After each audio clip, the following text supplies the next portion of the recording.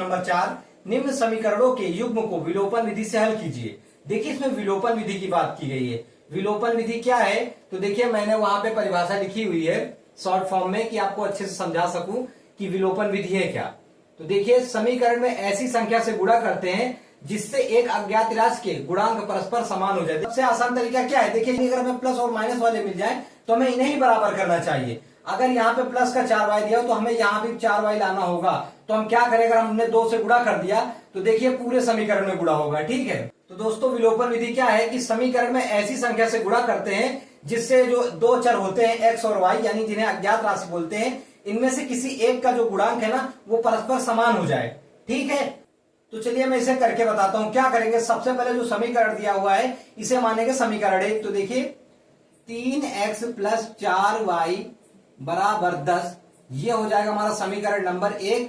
और दूसरा क्या दिया हुआ है, 2x - 2y बराबर 2, ये हो जाएगा हमारा समीकरण नंबर 2। अब देखिए विलोपन विधि से हल करने का मतलब क्या है कि देखिए यहां पर प्लस का 3x है, यहां पे प्लस का 2x है, और यहाँ पे प्लस का 4y, यहाँ पे माइनस का 2y। तो जहां पर प्लस या माइनस मिल जाए, हो सके तो ज्यादातर उसको बराबर करने की कोशिश कीजिए। अगर यहाँ पे प्लस का 4y है तो आप यहाँ पर माइनस का 4y लाने के लिए क्या करेंगे, आप 2 से समीकरण में गुणा कर देंगे। तो समीकरण 2 में 2 से गुणा करने पर, 2 से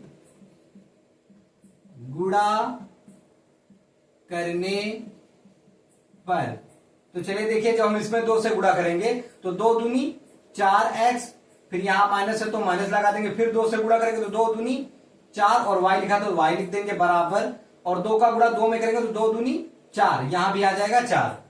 तो देखिए ये एक हमें नया समीकरण मिल गया। ये कौन सा समीकरण हो जाएगा, 2 हो चुके तो ये तीसरा हो जाएगा, यानी ये समीकरण नंबर 3। अब देखिए यहां पर प्लस का 4y और यहां पर माइनस का 4y, हम इन्हें काट कर बड़े आराम से अपने x का मान निकाल सकते हैं। तो चलिए देखिए अब क्या करेंगे, अब हमें लिखना होगा हम कौन से समीकरण हल करने जा रहे हैं। तो देखिए समीकरण 1 और समीकरण 3 को हल करने जा रहे हैं। तो हमें लिखना होगा कि समीकरण 1 व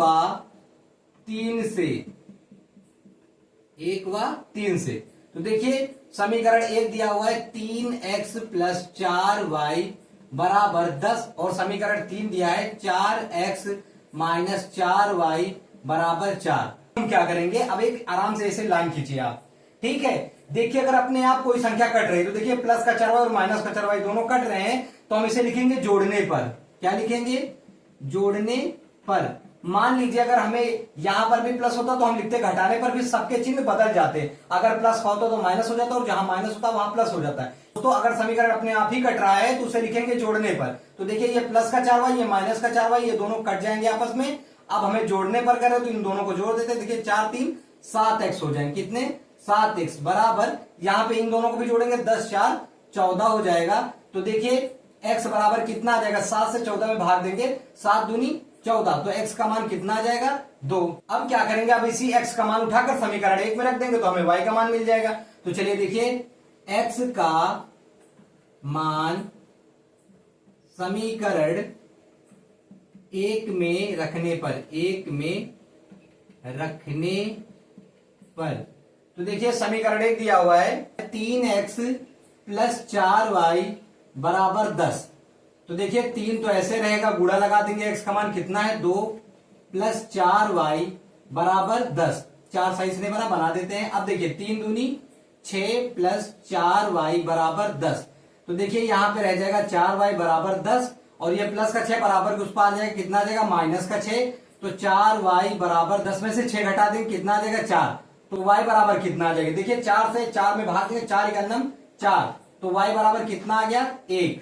तो देखिए x बराबर 2 और y बराबर 1 आ गया। तो हम यहां पे लिख सकते हैं नीचे, अतः x बराबर 2 और y बराबर 1, यही है हमारा आंसर।